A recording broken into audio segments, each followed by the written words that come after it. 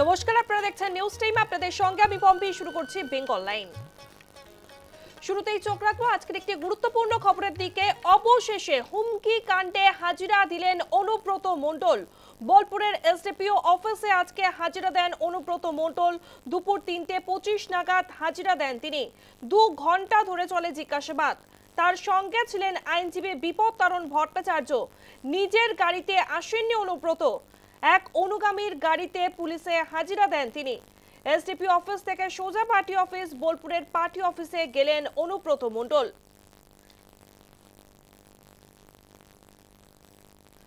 আমাদের সঙ্গে রয়েছে আমাদের প্রতিনিধি সুজিত মণ্ডল। সুজিত, হুমকি কাণ্ডে অবশেষে হাজিরা দিলেন অনুব্রত মণ্ডল। তাকে বারে বারে তলব করা হয়েছিল, কিন্তু তিনি আইনজীবী মারফত তিনি জানিয়ে দিয়েছিলেন তিনি অসুস্থ। অবশেষে আজকে বোলপুরের এসডিপিও অফিসে হাজিরা দিলেন। 2 ঘন্টা ধরে জিজ্ঞাসাবাদ করা হয় তাকে। তার কাছ থেকে কি জানতে চাওয়া হয় এবং তিনি কতটা সহযোগিতা করেছেন? হ্যাঁ দেখো, অনুব্রত মণ্ডল আজকে হাজিরা দিলেন অবশেষে। বেশ কয়েকদিন পর, প্রায় 1 সপ্তাহ যাবৎ এই ধরনের যে টালবাহানা চলছে, হুমকি কাণ্ড, যার তদন্ত চলছে, পুলিশ তদন্ত করছে। আজকে অনুব্রত মণ্ডল ঠিক 3:30 নাগাদ বোলপুর এসডিপিও অফিসে গিয়ে সেখানে হাজিরা দিয়েছেন এবং প্রায় 2 ঘন্টা যাবৎ তাকে জিজ্ঞাসাবাদ করা হয়েছে। বোলপুরের এসডিপিও তদন্তকারী অফিসার, তিনি এই ঘটনার রিকি আগরওয়াল ছিলেন এবং সেই সঙ্গে অ্যাডিশনাল এসপিও ছিলেন। দুজনে তাকে জিজ্ঞাসাবাদ করেছে। সমস্ত জিজ্ঞাসাবাদ ভিডিওগ্রাফি করা হয়েছে এসডিপিও অফিসে। অনুব্রত মণ্ডল সহযোগিতা করেছেন এখন যেটুকু সূত্রের খবর, কারণ 2 ঘন্টা যাবৎ তারা ছিলেন এবং সেখানে সমস্ত কিছু তথ্য তারা জানতে চেয়েছেন এবং ভিডিওগ্রাফিও করা হয়েছে তদন্তের স্বার্থে। তারপর সেই 2 ঘন্টা পর তিনি বেরিয়ে এসে এই তৃণমূল কার্যালয়ে তিনি রয়েছেন এবং তৃণমূল কার্যালয়ে তিনি এখন রয়েছেন। যদিও সংবাদ মাধ্যমের সামনে কোনো বক্তব্য তিনি তখন দেননি, এখনও তিনি দেবেন না এরকম জানিয়েছেন। তবে তার আইনজীবী কিছুক্ষণ আগে বক্তব্য দিয়েছেন এবং সরাসরি আইনজীবী বিপদ তারণ ভট্টাচার্য জানিয়েছেন যে বিস্ফোরক একটা মন্তব্য করেছেন। কয়েকদিন আগে কোর কমিটির একজন সদস্য তার একজন আত্মীয় পাঠিয়ে বিপদ তারণ ভট্টাচার্যকে তিনি বিশেষ করে তাকে বিভিন্ন রকম যেন অনুব্রত মণ্ডল প্রসঙ্গে কিছু বক্তব্য রাখা হয় এবং অনুব্রত মণ্ডল প্রসঙ্গে বক্তব্য রাখার জন্যই মূলত নির্দেশ দেওয়া হয়েছে বিপদ তারণ ভট্টাচার্যকে, যার ফলে বিপদ তারণবাবু সরাসরি সেই বিস্ফোরক মন্তব্য করলেন এবং একেবারেই তার ইঙ্গিত পরিষ্কারভাবে তিনি না জানালেও সেই বিরোধী গোষ্ঠী অনুব্রত মণ্ডলের কাজল শেখকেই তিনি ইঙ্গিত করেছেন, কিন্তু কোনোভাবে নাম না করে তিনি বললেন যে কোর কমিটির একজন সদস্য, প্রভাবশালী সদস্য এবং তার একজন আত্মীয় তাকে পাঠিয়ে এই আইনজীবীর কাছে তাকে প্রভাবিত করতে চেয়েছেন এবং তাকে প্রলোভন দেখিয়েছেন তার যা লাগবে বা যার প্রয়োজন সমস্ত কিছু সরবরাহ করা হবে। এক কথায় বলা যায় এই যে তদন্ত চলছে অনুব্রত মণ্ডল এবং বোলপুর থানার আইসি, সেই তদন্তকে প্রভাবিত করার জন্য, অর্থাৎ অনুব্রত মণ্ডলের বিরুদ্ধেই সেই বিষোদ্গার, অনুব্রত মণ্ডলের বিরুদ্ধে যে যোগসাজশ চলছিল তা তিনি একদম খোলসা করে পরিষ্কার করে বললেন যে একজন কোর কমিটির সদস্যই তাকে এই ধরনের প্রস্তাব দিয়েছে তার আত্মীয়র মাধ্যমে। এবং তিনি পরিষ্কারভাবে আজকে জানালেন বিপদ তারণবাবু যে তিনি তৃণমূলের আইনজীবী, তিনি কোনোভাবেই বিজেপির আইনজীবী নয়। আগে বিজেপি করতেন, পরবর্তীতে তিনি তৃণমূলে যোগ দিয়েছেন। তিনি সমস্ত বিষয়ে তিনি জানিয়েছেন যে তিনি তৃণমূলেরই আইনজীবী রয়েছেন এবং সেই সঙ্গে তিনি অনুব্রত মণ্ডলের আইনজীবী হিসেবে কাজ করছেন এই হুমকির ঘটনায়। সঙ্গে থাকো সুজিত। অনুব্রত মণ্ডলের আইনজীবী বিপদ তারণ ভট্টাচার্য কি জানিয়েছেন শোনাবো। হচ্ছে আজকে ক্রমাগতভাবে কয়েকটা মিডিয়া যেগুলো আমাকে ব্যক্তিগতভাবে অনুব্রত মণ্ডলকে জড়িয়ে আমি বিজেপি লয়ার এই বলে ক্রমাগতভাবে প্রচার করা হচ্ছে। এই বিষয়ে আমার একটা বক্তব্য, আপনারা সকলেই জানেন যে প্রেসের লোকরা যে অ্যাডভোকেটরা বেতনভোগ কর্মচারী নয়, তারা অভিযোগকারী এবং অভিযুক্তর পক্ষে রিপ্রেজেন্ট করবেন আদালতে। যে কোনো সময় আদালতে যে কোনো ব্যক্তির বিষয়ে তারা রিপ্রেজেন্ট করার অধিকার তাদের অ্যাডভোকেটস অ্যাক্ট অনুযায়ী দিয়েছে। দ্বিতীয় কথা হচ্ছে, আপনারা যেটা বলছেন মনু সিং, সিংভি, কপিল সিবাল, পি চিদাম্বরম, তারা প্রথিতযশা লয়ার, সারা ভারতবর্ষে তথা পৃথিবীতেও নাম। তারা কিন্তু ব্যক্তিগতভাবে রাজনৈতিক জীবনে কংগ্রেস করে। কপিল সিবাল বর্তমানে সমাজবাদী পার্টির মেম্বার, কিন্তু তিনি রাজ্য সরকারের হয়ে রিপ্রেজেন্ট করেননি। আপনারা দেখেননি? আপনারা তো দেখেছেন যে তারা রিপ্রেজেন্ট করেছেন। তাহলে এই বিষয়ে আমাদের বক্তব্য, আমার বক্তব্য যেভাবে প্রচার করা হচ্ছে যে আমি বিজেপির লয়ার, এখানে কোনো পলিটিক্যাল কেস হয়েছে? পলিটিক্যাল কেস নয়, ব্যক্তিগত কেস। তৃতীয় নম্বর হচ্ছে আমি 1973 সাল থেকে বিশ্বভারতী ছাত্র সংগঠনের সঙ্গে যুক্ত ছিলাম, কংগ্রেসের সঙ্গে যুক্ত ছিলাম। পরবর্তীকালে শোভন ব্যানার্জি, গঙ্গা ঘোষ প্রয়াত, চিত্তরক্ষিত, অনুব্রত মণ্ডল, চন্দ্রনাথ সিনহা, সুদীপ্ত ঘোষ, বিকাশ রায়চৌধুরীর সঙ্গে একসঙ্গে আমরা কংগ্রেস করেছি। এবং যখন 1998 সালে তৃণমূল কংগ্রেস প্রতিষ্ঠা হয়, আমি কেষ্টদা, চন্দ্রনাথ সিনহা, চন্দ্রনাথ ব্যানার্জি, গগন সরকার, চিত্তরক্ষিত এদের সঙ্গে একসঙ্গে তৃণমূল কংগ্রেসে জয়েন করি। শুধু তাই নয়, যখন বামপন্থীরা ক্রমাগতভাবে আক্রমণ চালাচ্ছে, সেই সময় কেষ্টদার নেতৃত্বে, অনুব্রত মণ্ডলের নেতৃত্বে থুপসরা গ্রাম পঞ্চায়েত যে ইলেকশন হয়, সেই ইলেকশনে থুপসরা গ্রাম পঞ্চায়েতের আমরা দখল করি জনসাধারণের মাধ্যমে। সেখানেও কিন্তু আমি কেষ্টদার সঙ্গে ছিলাম। শুধু তাই নয়, বর্তমানে পূর্ব বর্ধমান জেলা ঘুষকরা পৌরসভা বাম দুর্গ, সেখানেও কিন্তু কেষ্টদার সঙ্গে আমি ছিলাম। আমি কংগ্রেসে ছিলাম, পরবর্তীকালে টিএমসিতে ছিলাম, টিএমসিতে আছি, টিএমসিতে ভবিষ্যতে থাকব। 2021 সালে যে ঘটনার কথা বলা হয়েছে, সেই সময় আমাকে লিগ্যাল সেল বলে নয়, আপনারা প্রমাণ করুন যে আমার কোনো মিছিল মিটিং কোনো জায়গাতে আমি কোনো বক্তব্য রেখেছি।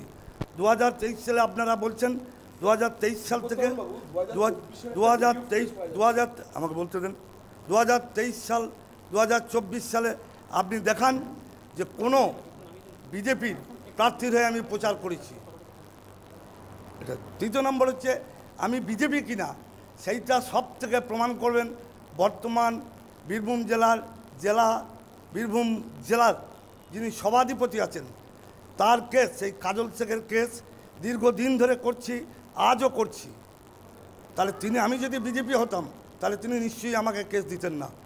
আমার কাছে কোনো দলটা ছিল না, আমার কাছে ছিল। আমি ব্যক্তিগত জীবনে কেষ্টদার ফলোয়ার্স, আমি টিএমসির ফলোয়ার্স।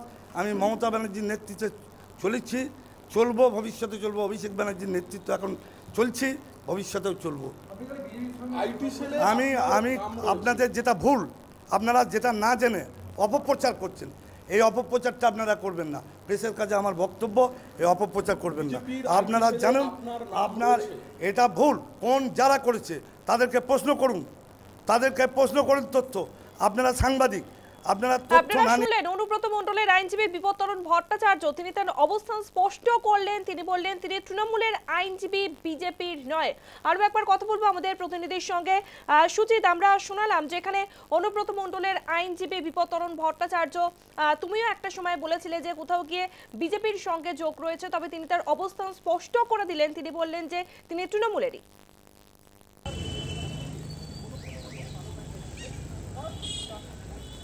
সুজিত, শুনতে পাচ্ছ?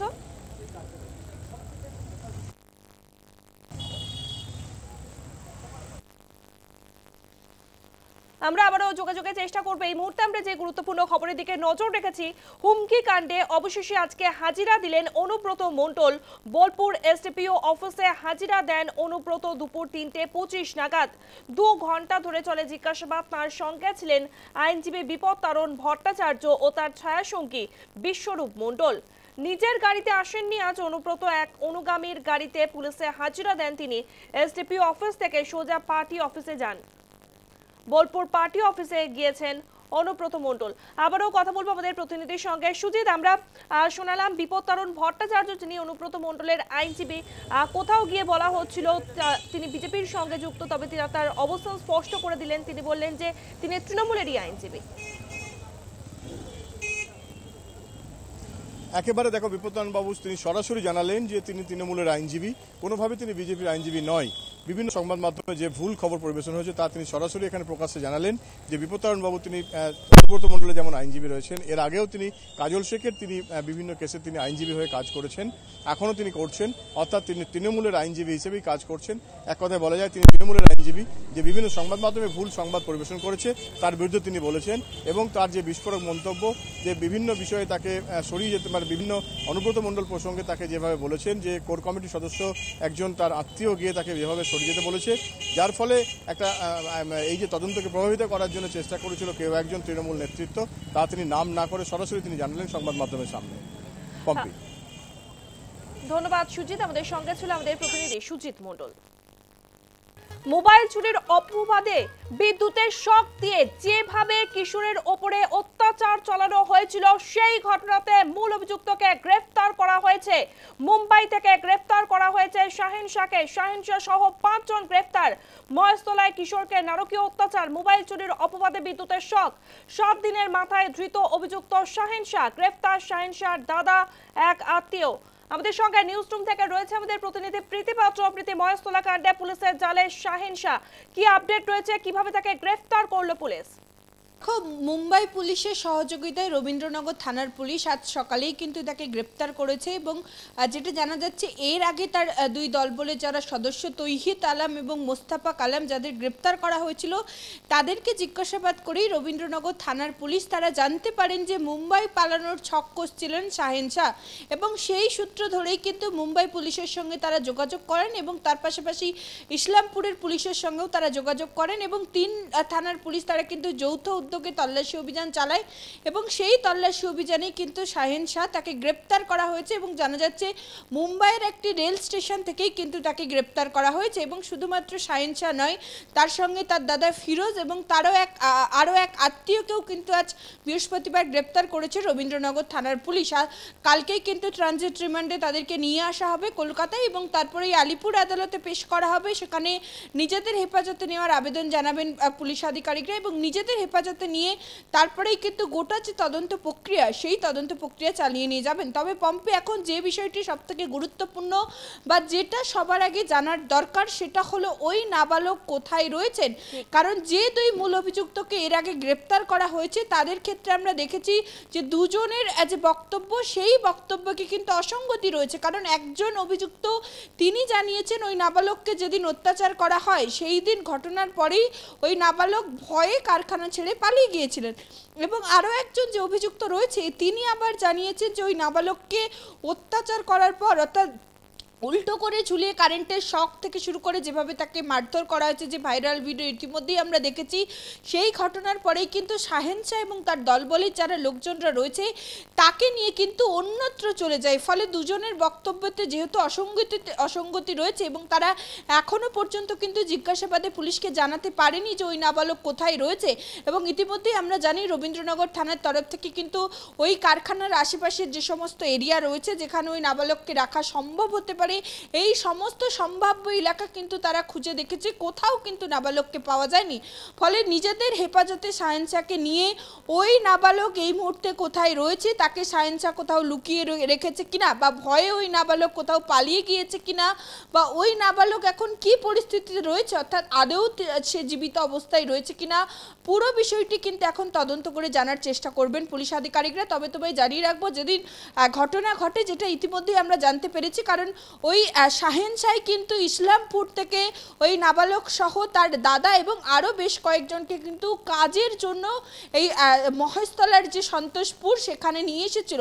একটি জিন্সের যে রং করার কারখানা সেখানেই কিন্তু কাজ করতেন ওই নাবালক শাহিন শাহের নেতৃত্বেই এবং যেটা নাবালকের পরিবারের সদস্যরাও ইতিমধ্যে জানিয়েছে যে টাকার লোভ দেখিয়ে, মোটা টাকা দেওয়ার লোভ দেখিয়ে কিন্তু শাহিন শাহ ওই ইসলামপুর থেকে প্রচুর পরিমাণে এভাবে নাবালকদের এই শহর কলকাতায় নিয়ে আসতেন, তবে তারপরে কাজ করানোর পর কিন্তু টাকা দেওয়া হতো না এবং সেই মতো কিন্তু কাজের লোভ দেখিয়ে বা টাকার লোভ দেখিয়ে ওই নাবালককেও কিন্তু ইসলামপুর থেকে কলকাতায় নিয়ে এসেছিলেন। গত 3 থেকে 4 মাস আগে কিন্তু ওই নাবালক কলকাতায় আসে এবং তার সঙ্গে কিন্তু তার দাদাও কলকাতায় এসেছিল এবং যেই দিন ঘটনা ঘটে সেই দিন কিন্তু ওই নাবালককে মোবাইল ফোন চুরির যে অভিযোগ তার বিরুদ্ধে অভিযোগ করা হয় এবং তারপরেই শাহিন শাহ এবং তার দলবলের লোকেরা কিন্তু প্রথমে তাকে মারধর করে, যে কথা ইতিমধ্যে ওই নাবালকের দাদা তিনি জানিয়েছেন পুলিশের কাছে স্বীকারোক্তিতে তাকে মারধর করা হয়, তারপরেই তাকে একেবারে রীতিমতো টর্চার করা হয়, উল্টো করে ঝুলিয়ে তাকে কারেন্টের শক পর্যন্ত দেওয়া হয়, এমনটাই কিন্তু ইতিমধ্যেই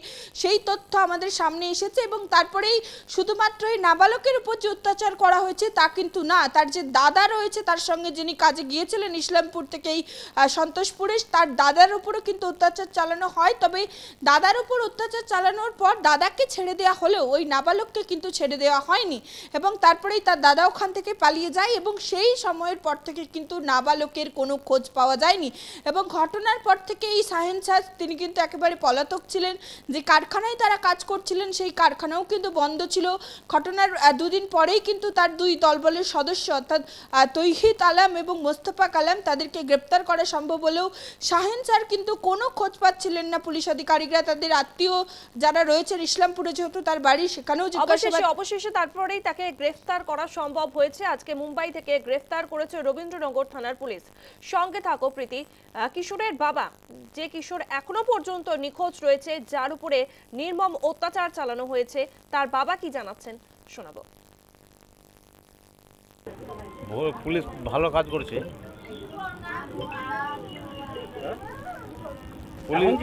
আশা দেখছেন ছেলেকে খুঁজে পাওয়া? এখন যেটা কাজ করছে পুলিশ ভালো কাজ করছে, কিন্তু এখনো পাওয়া যাবে। হ্যাঁ, সবগুলো রিপোর্ট মিলে যাবে। এখন কি আশা দেখছেন ছেলেকে খুঁজে পাবেন? আশা করছি আমরা আশা করছি। বহুত কিছু কাজ করে দিল পুলিশ। আরো একবার কথা বলবো আমাদের প্রতিনিধির সঙ্গে। প্রীতি, তুমি বলছিলে যে শাহিন শাহকে অবশেষে গ্রেফতার করা সম্ভব হয়েছে মুম্বাই থেকে, তবে সবথেকে গুরুত্বপূর্ণ যেটা এখনো পর্যন্ত নিখোঁজ রয়েছে ওই নাবালক কিশোর, যার উপরে নির্মম অত্যাচার চালানো হয়েছিল, সে কি অবস্থাতে রয়েছে, আদৌ সে জীবিত আছে কিনা, এটাই সবথেকে বড় প্রশ্ন। কারণ দেখো, ঘটনার পর কিন্তু 7 দিন কেটে গিয়েছে, কারণ আমরা ইতিমধ্যেই জানি ঘটনার 7 দিন পরেই কিন্তু শাহেন শাহ তাকে গ্রেপ্তার করা সম্ভব হয়েছে। তিনি মুম্বাই পালিয়ে গিয়েছিলেন, সেখানে একটি রেল স্টেশন থেকেই কিন্তু তাকে গ্রেপ্তার করা হয়।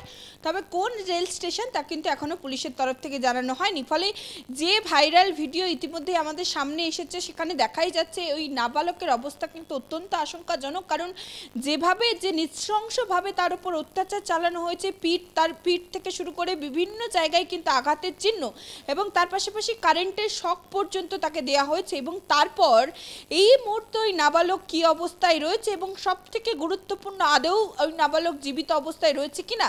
কারণ কারখানার যে সমস্ত আশেপাশের এলাকা যেখানে থাকতে পারে নাবালক বা কাউকে লুকিয়ে রাখা সম্ভব, সেই সমস্ত জায়গায় কিন্তু ইতিমধ্যে রবীন্দ্রনগর থানার তরফ থেকে তারা তল্লাশি চালিয়েছেন এবং আশেপাশের থানাকেও কিন্তু ইতিমধ্যে অ্যালার্ট করা হয়েছে। এমনকি শহর কলকাতার অন্তর্গত যে সমস্ত থানাগুলি রয়েছে তাদেরকেও কিন্তু অ্যালার্ট করা হয়েছে। এখনো পর্যন্ত কোনো জায়গা থেকে কিন্তু ওই নাবালকের কোনো রকম খোঁজ আসেনি এবং যে দুই অভিযুক্তকে আমি তোমায় যেমনটা বললাম যাদেরকে আগে গ্রেপ্তার করা হয়েছে, তাদের কাছ থেকেও কিন্তু এখনো পর্যন্ত কোনো খোঁজ পাওয়া সম্ভব হয়নি। সেক্ষেত্রে যতক্ষণ না পর্যন্ত এই শাহেন শাহকে জিজ্ঞাসাবাদ করা হচ্ছে, সেই শাহেন শাহ তিনি যতক্ষণ না পর্যন্ত জিজ্ঞাসাবাদে স্বীকার করছেন যে নাবালককে কোথায় লুকিয়ে রাখা হয়েছে বা ঘটনার পরদিন নাবালক কোথাও পালিয়ে গিয়েছিলেন কিনা, গোটা বিষয়টি যতক্ষণ না পর্যন্ত সামনে আসছে ততক্ষণ পর্যন্ত কিন্তু এই নাবালকের খোঁজ পাওয়া সম্ভব নয়।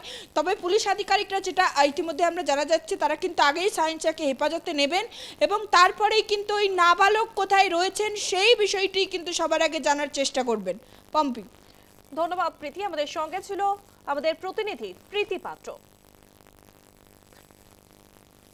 যেমনটা জানাচ্ছিল আমাদের প্রতিনিধি, ইসলামপুর থেকে টাকার লোভ দেখিয়ে রঙের কাজে ব্যবহার করা হতো মহেশতলা সন্তোষপুরের একটি কারখানাতে এরকম নাবালকদের। তবে দিনের শেষে সেই টাকা মিলতো না, সেই টাকা দেওয়া হতো না নাবালক এবং কিশোরদেরকে। আর সেই ঘটনায় মূল অভিযুক্ত শাহেন শাহকেই আজকে গ্রেফতার করেছে, মুম্বাই থেকে গ্রেফতার করেছে রবীন্দ্রনগর থানার পুলিশ। এছাড়াও গ্রেফতার করা হয়েছে মোট 5 জনকে। মুম্বাই থেকে গ্রেফতার শাহেন শাহ সহ 5 মহেশতলায় কিশোরকে নারকীয় অত্যাচারের ঘটনা, সেই ভিডিও ভাইরাল হয়েছে। সেই ভাইরাল ভিডিও ইতিমধ্যেই আপনাদেরকে দেখিয়েছি, যেভাবে উল্টো করে ঝুলিয়ে নাবালককে বিদ্যুতের শক দেওয়া হচ্ছে, নারকীয় অত্যাচার চালানো হচ্ছে, সেই ভিডিও ফুটেজ আপনাদেরকে দেখিয়েছি। এই মুহূর্তে আপনাদেরকে দেখাচ্ছি মুম্বাই থেকে গ্রেফতার করা হয়েছে শাহেন শাহকে, যে এই ঘটনার মূল অভিযুক্ত। 7 দিনের মাথায় ধৃত অভিযুক্ত শাহেন শাহ, তবে এখনো পর্যন্ত নিখোঁজ ওই নির্যাতিত নাবালক।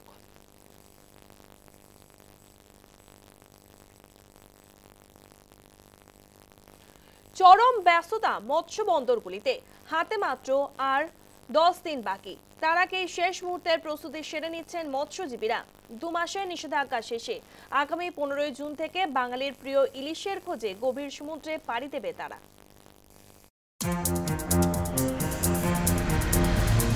ইলিশ খেতে পছন্দ করেন না এমন বাঙালি প্রায় নেই বললেই চলে। আসরের শুরুতেই ইলিশের প্রতীক্ষায় বাঙালির দিন গোনা শুরু। নিষেধাজ্ঞা শেষে আগামী 15 জুন থেকে রূপলী শস্যের খোঁজে গভীর সমুদ্রে পাড়ি দেবে কয়েক হাজার ট্রলার। হাতে মাত্র আর 10 দিন বাকি, তাই চরম ব্যস্ততা কাকদ্বীপের মৎস্য বন্দরগুলিতে। ট্রলারে মাছ ধরার জাল, বরফ, তেল, মোবিল, খাবার সহ বিভিন্ন প্রয়োজনীয় জিনিস গুছিয়ে নিচ্ছেন মৎস্যজীবীরা। সেই সঙ্গে জোর কদমে চলছে ট্রলার মেরামতির কাজ। অন্যান্য বছরের তুলনায় এবছর ভালো মাছ পাওয়া যাবে বলে আশা করছেন মৎস্যজীবীরা।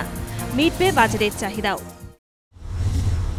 আমাদের মৎস্যজীবীদের আগামী আর আমাদের 10 দিন বাকি হাতে রয়েছে। 10 দিনের মধ্যে আমরা ফিশিংয়ে লাগবো ইলিশ ধরার জন্য।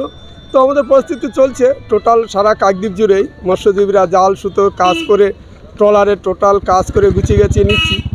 তো আমরা আশা করছি অন্য বছরের থেকে এবছরের ওয়েদারের পরিস্থিতিটা খুবই ভালো লাগছে। আমরা যেমন 9 সালে 10 সালে বিগত দিনটা যে একটা মাছের দেখা পেয়েছিলাম, যথেষ্ট ব্যবসা করেছি, এবছর আশা করি ওই ওয়েদারটা পাবো। 15 জুন থেকে আমাদের সমুদ্রে যাওয়ার শুরু হয়ে যাবে। আর এখন খুব ব্যস্ততার ভিতরে। তো কাজকর্ম চলছে, এখন ট্রলারে রিফাইনমেন্ট সব নতুন করে কাজ হচ্ছে, সব কিছু কাজ স্টাফ নিয়ে 18 জন স্টাফ থাকছে। এই তেল, মোবিল, বরফ টরফ সব নিয়ে আমরা বেরোবো 15 তারিখের ভিতরে। তবে এবছর ঠাকুরদের মাসের সিজনটা খুব ভালোই হবে আমাদের, এরকম একটা আশা করা যাচ্ছে। ইতিমধ্যে উত্তরবঙ্গে বর্ষা প্রবেশ করেছে। আগামী কয়েকদিনে দক্ষিণবঙ্গেও বর্ষা ঢুকবে এমনই পূর্বাভাস দিয়েছে হাওয়া অফিস। তাই মৎস্যজীবীদের জন্য জারি করা হয়েছে বাড়তি সতর্কতাও। আমাদের জুনের 14 তারিখ পর্যন্ত ব্যান আছে, তারপরেই ব্যান পিরিয়ড উঠে যাবে। অর্থাৎ 15 তারিখ থেকে আমাদের সমস্ত ট্রলার যারা সমুদ্রে যাবে তাদের প্রস্তুতি নিচ্ছে এবং চূড়ান্ত প্রস্তুতি চলছে এখন। তারপরেই আমাদের ট্রলারগুলো সব রওনা দেবে মাছ ধরার উদ্দেশ্যে। প্রতি বছরের মতো এবছরও বেশ কিছু ট্রলার যে একসঙ্গে সব বেরোতে পারবে তা নয়, তাও বেশিরভাগই ট্রলার বেরোবে। বেশ কিছু ট্রলার হয়তো রয়ে যাবে, তারা কাজ শেষ করতে পারবে না বা এরকম অবস্থায় থাকবে। তো চূড়ান্ত ওরা প্রস্তুতি চলছে ওদের, ওরা এর মধ্যেই বেরিয়ে যাবে প্রায়। সম্প্রতি ভারত বাংলাদেশ সম্পর্কে খানিকটা মূর্ছে পড়েছে। ভারতে পদ্মার ইলিশ আসবে কিনা তা এখনো অনিশ্চিত। তবে এবার ভারতের মৎস্যজীবীদের জালেই ভালো পরিমাণ ইলিশ ধরা পড়বে আশা সকলেরই। News time. চাকরিহারা শিক্ষা কর্মীরা আজকে বিকাশ ভবন অভিযান করেন। গ্রুপ সি এবং গ্রুপ ডির শিক্ষা কর্মীরা তারা আজকে বিকাশ ভবন অভিযান করেন। তাদের দাবি তাদের চাকরি ফেরত দিতে হবে। যোগ্য অযোগ্য তালিকা প্রকাশের দাবি বিকাশ ভবনের ডেপুটেশন কর্মসূচি। চাকরিহারাদের বিকাশ ভবন অভিযান, চাকরিহারা শিক্ষা কর্মীদের অভিযান। যোগ্য অযোগ্য তালিকা প্রকাশ করতে হবে এই দাবি তাদের। বিকাশ ভবনের ডেপুটেশন কর্মসূচি। আমাদের সঙ্গে ফোন লাইনে রয়েছে আমাদের প্রতিনিধি সন্তোষ ঠাকুর। সন্তোষ, চাকরিহারাদের আজকে বিকাশ ভবন অভিযান ছিল, গ্রুপ সি এবং গ্রুপ ডি শিক্ষা কর্মীদের কি দাবি জানালেন তারা? দেখো, আজকে বিকাশ ভবনে তারা অভিযান করলেন। গ্রুপ সি গ্রুপ ডির যারা চাকরিহারা শিক্ষক কর্মীরা, তারা তোমাকে জানাবো, তারা আজ প্রায় 200 থেকে বেশি তরুণরা জমায়েত করেন করুণাময়ী থেকে জমায়েত করে তারা বিকাশ ভবনের উদ্দেশ্যে রওনা দেয় এবং ঠিক বিকাশ ভবনের সামনে তারা এসে জমায়েত করতে শুরু করেন। সেইখানে তারা অবস্থান বিক্ষোভ করেন এবং তারা যে দাবি ছিল যে তাদের যে চাকরি এখন এই মুহূর্তে নেই, তাদের সেই বলা যেতে পারে কিভাবে তারা চাকরিটা ফেরত পাবেন এবং কিভাবে তারা আবার শিক্ষাকর্মীর জায়গা তারা আসবেন, সেইখানে তারা কাজ করতে পারবেন, সেই সমস্ত বিষয় নিয়ে তারা শিক্ষামন্ত্রীর সাথে দেখা করতে এসেছিলেন। কিন্তু শিক্ষামন্ত্রী আজ বিকাশ ভবনে ছিলেন না, কিন্তু যারা আরো আধিকারিক ছিলেন তাদের সাথে তিনি দেখা করেছেন এবং দেখা করার পর তারা নিজের দাবি দেওয়া তারা সামনে রেখেছেন এবং তাদের দাবি দেওয়ার যে কাগজ সেটা তারা নিতে পেরেছেন হাতে এবং তারপর তারা বেরিয়েছেন। তারা জানান কি আগামী দিনে তারা শিক্ষামন্ত্রীর সাথে দেখা করবেন এবং তাদের যে দাবি সে দাবি গ্রুপ সি গ্রুপ যারা শিক্ষা কর্মীরা যারা আছেন তাদের সাথে দেখা করবেন শিক্ষামন্ত্রী, এমনটাই তারা জানালেন। সঙ্গে থাকো সন্তোষ। ফের এসএলএসটি শিক্ষাকর্মীকে তলব উত্তর বিধাননগর থানায়। ফের এসএলএসটি শিক্ষাকর্মীকে তলব উত্তর বিধাননগর থানায়। ঋষিরাজ মুনিয়ানকে থানায় তলব করা হয়েছে। অনলাইনে রয়েছে আমাদের প্রতিনিধি সন্তোষ ঠাকুর। সন্তোষ, তলব করা হয়েছে ঋষিরাজ মুনিয়ানকে, তলবের কারণ কি? যিনি 2016 সালে আরএলএসটি যারা শিক্ষাকর্মী ঋষিরাজ মুনিয়াকে আজ বিধাননগর উত্তর থানা তলব করে। তোমাকে জানিয়ে রাখবো 15 তারিখ রাত্রিবেলা যেটা বিকাশ ভবন যে পুরো চত্বরটাই ঘেরাও করে রাখা হয়েছিল যারা চাকরিহারা শিক্ষক শিক্ষিকাদের তরফ থেকে, যার মধ্যে গ্রুপ সি গ্রুপ ডির যারা শিক্ষাকর্মী তারাও ছিলেন এবং তারা বারবার দাবি তুলেছিলেন যে শিক্ষামন্ত্রীর বা শিক্ষা দপ্তর থেকে কেউ একজন আধিকারিক তারা এসে কথা বলেন তাদের কাছ থেকে, তবে তারা এই র্যালি বা এই যে অবস্থান বিক্ষোভ তারা তুলে নেবেন, কিন্তু শিক্ষা দপ্তর থেকে কেউ আসেনি এবং সেই কারণে তারা বিকাশ ভবন ঘেরাও করে রেখেছেন। এবং সেই সময় রাত্রিবেলায় যে 50টি অফিস বিকাশ ভবনের ভেতরে, সেখানে সরকারি আধিকারিক বা কর্মীদের বা এমপ্লয়ীদের পাশাপাশি বিকাশ ভবনের চত্বরে যে ভাঙচুর হয়েছিল, যেখানে সরকারি সম্পত্তি নষ্ট হয়েছিল এবং একাধিক পুলিশ আহত হয়েছিলেন সেই ঘটনায়।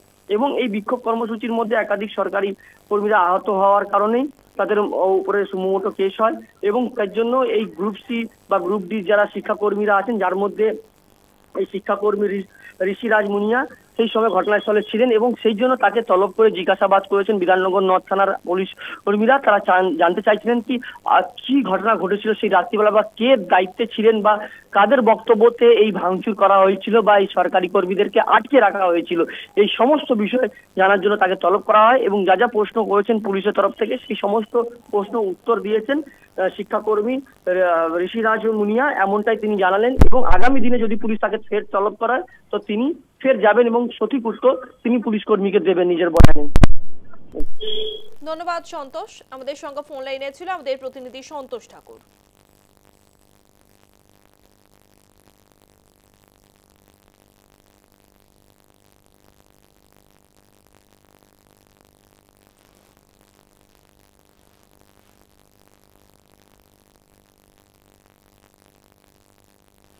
ঋষিরাজ মুনিয়ান কি বলেছেন শোনাবো আপনাদের। পুলিশ তো জিজ্ঞাসা করবেই, পুলিশ জিজ্ঞাসা করেছে, তিনাদের মতো করে জিজ্ঞাসা করেছে, আমরা উত্তর দিয়েছি। আমাদের তো মূল দাবি যে যোগ্য যে সমস্ত শিক্ষক শিক্ষিকা শিক্ষাকর্মী রয়েছে তাদের চাকরিটা যোগ্যতার সহিত তাদের যোগ্যতার বলে তারা যেহেতু চাকরিটা পেয়েছে তাদের সম্মানের সহিত বিদ্যালয়ে পাঠিয়ে দেওয়া হবে। আমাদের আর অন্য কিছু নয়। আমরা পুলিশ প্রশাসন ওনারা খুবই সহযোগিতা করেছেন, ওনারাও সমবেতী আমাদের প্রতি। সত্যি আমরা তো হারিয়েছি চাকরিটা, এটা সবাই জানে। আমরা তো সবাই রক্ত মাংস দিয়ে তৈরি, আমরা তো আর কেউ লোহা দিয়ে তৈরি নয়। আমার যে সমস্যাটা হয়েছে সেটা সে অফিসারও নিজেরাও জানেন, সবাই জানেন। আর বেশি কিছু বলবো না। আমাদেরকে তেমন কিছু জিজ্ঞাসা করা হয়নি, ওই দিনের ঘটনা সম্পর্কে জানানো হয়েছিল এবং বাদবাকি বিষয়টা আমরা বললাম যে স্যার আমাদের ব্যাপারটা দেখুন, আমাদের তো আমরা আজকে 2 মাস ধরে বেতন পাচ্ছি না, কেন আমরা অযোগ্য হয়ে গেলাম সেই বিষয়ে প্রশ্ন রেখেছিলাম। তো স্যারও সুন্দরভাবে শুনেছেন, খুব সুন্দরভাবে উত্তর দিয়েছেন, আমিও খুব খুশি। এবং স্যারকে আশা করি আমরা প্রশাসনকে আগামী দিনেও আমরা আবার সহযোগিতা করব। যখনই যে সময় ডাকবে প্রশাসনের সঙ্গে আমাদের কোনো সমস্যা নয়। সমস্যা সেই দিনের রাতের ঘটনাকে কি জিজ্ঞাসা করলো? হ্যাঁ, জিজ্ঞাসা করেছিল। কি জিজ্ঞাসা করলো? জিজ্ঞাসা করেছিল যে ব্যাপারগুলো, সে ব্যাপারগুলো সম্পর্কে আমার খুব একটা ধারণা ছিল না, কারণ যে ঘটনাগুলো সম্পর্কে স্যার বলেছিলেন আমি সেদিন তখন আমি ওই সময় আমি উপস্থিত ছিলাম, ঠিক আছে। হ্যাঁ, আমাকে ডাকলো, ওই দিনের ব্যাপারগুলো সম্পর্কে জানতে চেয়েছিলেন, তো আমি সহযোগিতা করেছি। উনি ঠিক আছে বললেন, কোনো সময় আমি ওই দিন রাত্রির বললাম, যেদিন ঘটনাটা ঘটেছিল ওই দিন ছিলাম। হ্যাঁ হ্যাঁ ছিলাম। আর কিছু ওই সমস্ত বিষয় জিজ্ঞাসা করেছিল বিশেষ।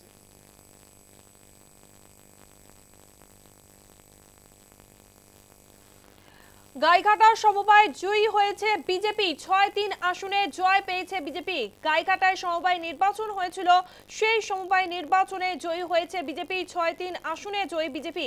তৃণমূলের সমবায় ছিনিয়ে নিল বিজেপি। 8 বছর পর ডুমা সমবায় নির্বাচন। গাইঘাটা সমবায় জয়ী বিজেপি। 6-3 আসনে জয়ী বিজেপি। তৃণমূলের সমবায় ছিনিয়ে নিল বিজেপি। প্রতিবেদন তুলে ধরেছে আমাদের প্রতিনিধি উৎসব মণ্ডল। তৃণমূলের হাতে থাকা সমবায়ের নির্বাচনেই কার্যত ধরাশায়ী হলো ঘাসফুল শিবির। 9টি আসনের মধ্যে 3টি আসন তারা ধরে রাখতে পারলেও বাকি 6টিতে জয়লাভ করে বিজেপি। বুধবার উত্তর 24 পরগনার গাইঘাটার ডোমা ফিশারম্যান সোসাইটি লিমিটেডের নির্বাচন হয়। 9টি আসন বিশিষ্ট এই সমবায় নির্বাচনে 8টিতে প্রার্থী দিয়েছিল বিজেপি এবং 9টিতেই তৃণমূলের পক্ষ থেকে প্রার্থী দেওয়া হয়েছিল। বুধবারের এই নির্বাচনকে কেন্দ্র করে কার্যত উৎসবের মেজাজ ছিল নির্বাচন কেন্দ্রের বাইরে। দুই দলের কর্মী সমর্থকদের মধ্যে উৎসাহ উন্মাদনা ছিল চোখে পড়ার মতো। নির্বাচনকে কেন্দ্র করে দুপুরের পর থেকে কার্যত দফায় দফায় উত্তেজনা ছড়ায়। পুলিশের পক্ষ থেকেও অপ্রীতিকর ঘটনা এড়ানোর জন্য কড়া নিরাপত্তার ব্যবস্থা করা হয়েছিল, বাড়তি পুলিশ মোতায়েন করা হয়েছিল। যেখানে নির্বাচনে তৃণমূল এবং বিজেপির পক্ষ থেকে দুই দলেরই নেতা কর্মীরা উপস্থিত ছিলেন। নির্বাচন শেষে রাতে যখন ভোট গণনা শেষ হয় তখন দেখা যায় যে এই 9টি আসনের মধ্যে 6টিতেই জয়লাভ করে বিজেপি এবং 3টি আসনে কার্যত জয়লাভ করে তৃণমূল কংগ্রেস। তবে বিজেপির পক্ষ থেকে বিজেপি বিধায়ক স্বপন মজুমদার নির্বাচন কেন্দ্রের বাইরে উপস্থিত ছিলেন। তিনি অভিযোগ তুলেছিলেন যে সকাল থেকেই তৃণমূল কার্যত এখানে ভোট চুরি করে জেতার একটা পরিকল্পনা করেছিল, যাকে কেন্দ্র করেই এই ধরনের যে উত্তেজনা তৈরি হয়েছিল। বিজেপি বিধায়ক স্বপন মজুমদার তিনি দাবি করেছেন যে 8 বছর আগে এই সমবায় নির্বাচনে ভোট হয়েছিল, তখন তৃণমূল কংগ্রেস জয়ী হয়েছিল। এই 8 বছরে তৃণমূল কংগ্রেস কার্যত এই ডোমা বাওরের কোনো উন্নয়ন করেনি, মৎস্যজীবীদেরও কোনো উন্নয়ন করেনি, বরঞ্চ এখানে হয়েছে দুর্নীতি, আর মানুষ সেই দুর্নীতির বিরুদ্ধেই ভোট দিয়েছে। সাম্প্রতিক সময় দেখা গিয়েছে বনগাঁ দক্ষিণ বিধানসভার মধ্যে 2টি সমবায়ে বিজেপি জয়লাভ করেছে, আর সেখান থেকেই বাড়তি উৎসাহ, বাড়তি অক্সিজেন পাচ্ছে বিজেপি। বিজেপি বিধায়ক স্বপন মজুমদার কালকেই জানিয়ে দিয়েছেন যে বিধানসভা নির্বাচনে বনগাঁ দক্ষিণে তারা 50,000-এর উপরের ভোটে জয়লাভ করবে। তবে সমবায়ের যে নির্বাচনের ফলাফল, সেই নির্বাচনের ফলাফলের পিছনে তৃণমূল কংগ্রেস, বিজেপি এবং সিপিএমের আতায়াত দেখতে পাচ্ছে। তারা বলছে বিজেপি এবং সিপিএম অলিখিতভাবে একটা জোট করে একটা অংশের কর্মীরা এই নির্বাচন করেছে, যার জন্য এই ফলাফল। তারা বলছেন মমতা বন্দ্যোপাধ্যায় মৎস্যজীবীদের জন্য ব্যাপক কাজ করেছেন, তাদের কথা ভেবেছেন, কিন্তু তারপরেও তাদের এই যে ধরনের ফলাফল কেন হলো, দলীয় স্তরে কোনো গাফিলতি ছিল কি না তা তারা পর্যালোচনা করবেন। পাশাপাশি বিজেপির পক্ষ থেকে যে অভিযোগ দুর্নীতির করা হয়েছে সেটা কার্যত নচ্ছদ করেছেন তারা। গাইঘাটা থেকে উৎসব মণ্ডল, নিউজ টাইম।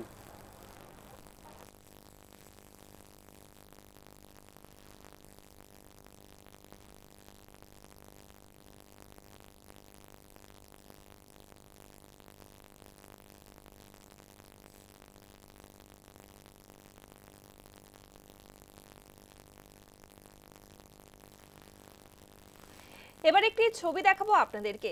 ছোট্ট শিশু, পথ চলতি মানুষজন যাতায়াত করছেন, তাদের হাতে গাছের চারা তুলে দেওয়া হচ্ছে। নিশ্চয়ই মনে হচ্ছে আজকের দিনটির একটি গুরুত্ব আছে। আজকে 5ই জুন বিশ্ব পরিবেশ দিবস। বিশ্ব পরিবেশ দিবস উপলক্ষেই ছোট্ট শিশুর এই উদ্যোগ। ছোট্ট শিশু তুলে দিচ্ছে পথ চলতি মানুষের কাছে গাছের চারা। সানন্দে সেই গাছ গ্রহণ করছেন সাধারণ মানুষ। বিশ্ব পরিবেশ দিবসকে সামনে রেখে সকাল থেকেই কল্যাণী শহরে পালিত হলো বিশেষ দিন। কল্যাণী শহর যুব তৃণমূল কংগ্রেসের পক্ষ থেকে এদিন বিশ্ব পরিবেশ দিবস পালন করা হয়। আজ 5ই জুন বিশ্ব পরিবেশ দিবস উপলক্ষেই ছোট্ট শিশু পথ চলতি মানুষের হাতে তুলে দিচ্ছেন গাছের চারা। সানন্দে সেই গাছ গ্রহণ করছে সাধারণ মানুষ। সেই ছবি আপনারা দেখতে পাচ্ছেন। এমনকি ছোট্ট শিশুকে সুন্দর করে সাজানো হয়েছে, তাকে গাছের মতো করেই সাজানো হয়েছে, দেখতে পাচ্ছেন আপনারা। গাছের পাতা দিয়ে সাজানো হয়েছে এই ছোট্ট শিশুকে, যেন মনে হচ্ছে একটি ছোট্ট গাছ হাঁটা চলা করে বেড়াচ্ছে। ছোট্ট শিশু তুলে দিচ্ছে পথ চলতি মানুষের হাতে গাছের চারা। সানন্দে সেই গাছ গ্রহণ করছে সাধারণ মানুষ। বিশ্ব পরিবেশ দিবসকে সামনে রেখে সকাল থেকেই কল্যাণী শহরে পালিত হলো এই বিশেষ দিন।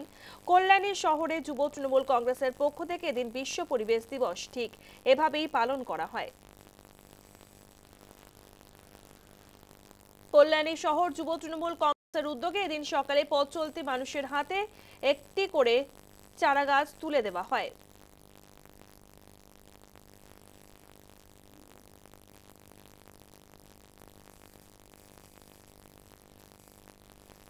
প্রতিবেদন তুলে ধরেছে আমাদের প্রতিনিধি সুমন মজুমদার। পথ চলতি মানুষদের হাতে ছোট্ট শিশুটি তুলে দিচ্ছে গাছের চারা, আর সানন্দে তা গ্রহণ করছেন পথ চলতি মানুষ। বিশ্ব পরিবেশ দিবসে এদিন সকালে কল্যাণী সেন্ট্রাল পার্কে দেখা গেল সেই চিত্রই। কল্যাণী শহর তৃণমূল কংগ্রেসের যুব সভাপতি দেবাশিস হালদারের নেতৃত্বে আজ বিশ্ব পরিবেশ দিবস উপলক্ষে সেন্ট্রাল পার্কে প্রায় 100টি গাছ চারা রোপণ করা হয় এবং 50টিরও বেশি গাছ সাধারণ মানুষকে বিতরণ করা হয়।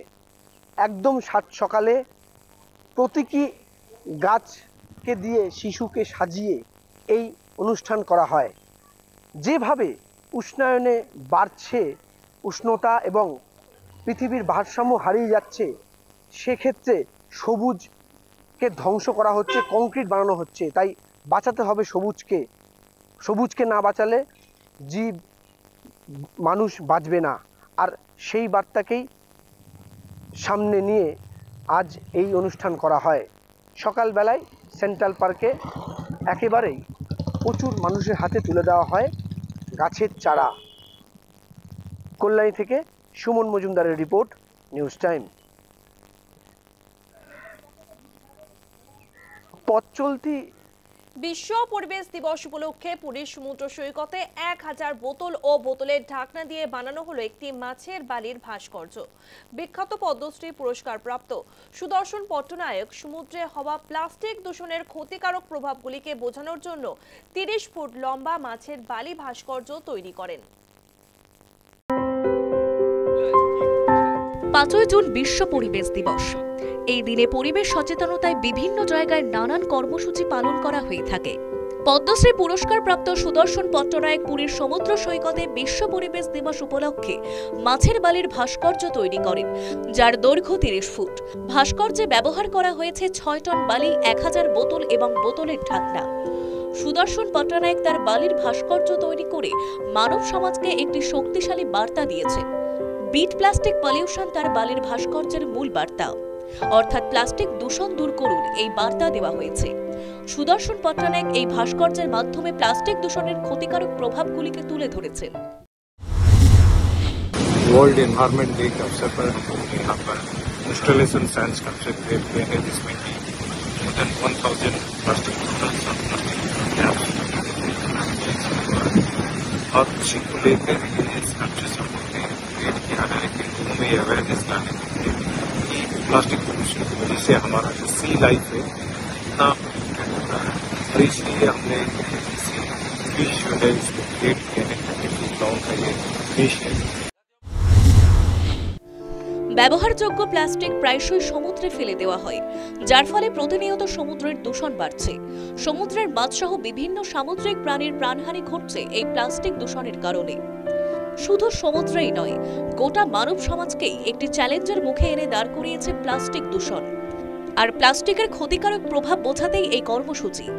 তাই এই বালির ভাস্কর্যে তাকে সাহায্য করেছে তারই ছাত্রছাত্রীরা। এখনো পর্যন্ত সুদর্শন পট্টনায়ক 65টিরও বেশি আন্তর্জাতিক বালি ভাস্কর্য চ্যাম্পিয়নশিপ জিতেছেন। দেশের জন্য অনেক পুরস্কার জিতেছেন। তিনি সর্বদাই তার প্রতিভার মাধ্যমে সচেতনতামূলক বার্তা ছড়িয়ে দেওয়ার চেষ্টা করেন, যেমন HIV, কোভিড-19, বিশ্ব উষ্ণায়ন, সন্ত্রাসবাদ বন্ধ করার বার্তা এবং প্লাস্টিক দূষণ। তিনি বলেন, ছোট ছোট পদক্ষেপই আগামীকে সুন্দর করে তুলবে। বিশ্ব পরিবেশ দিবসে তার এই বার্তা যদি সচেতনতা আনে, সেটাই হবে তার প্রতি সবথেকে বড় শ্রদ্ধা জ্ঞাপন। বেঙ্গল লাইন আজকের মতো এই পর্যন্তই। বিরতির পর দেখুন নিউজ এক্সপ্রেস। রাত 8টায় দেখুন স্বপ্নার সঙ্গে নেশন টাইম।